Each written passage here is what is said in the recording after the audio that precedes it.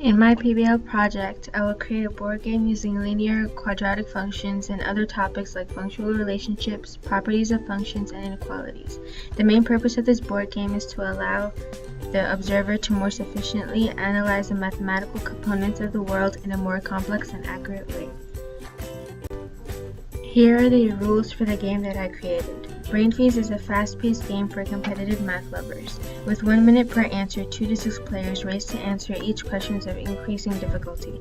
But don't miss a question or you'll be frozen on the spot for the next turn. Each player who makes the correct answer moves ahead 1 square. The player to answer first and correctly moves ahead 2 squares. Land on a blizzard square and answer a high difficulty question for points. The first way to reach 30 points and/or the finished square wins. A mix of Monopoly, Candyland, and Snakes and Ladders bring feast supplies. Rules.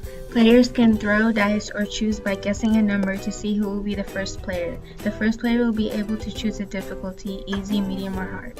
Everyone will be able to guess the answer at once. The first person to give the correct answer will be able to move 2 moves, and every player after will move 1 space.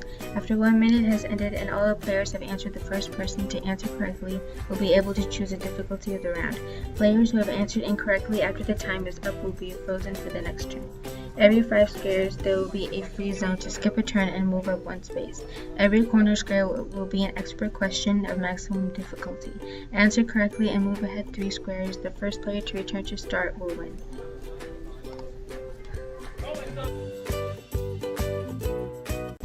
For my ELA component, I wrote a narrative essay that describes my personal experience with board games. Connecting math and games can be very influential in minds unstimulated by lectures and paper assignments.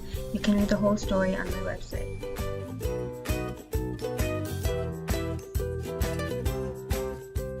For my social studies component, I wrote an essay presenting a brief history of the board game.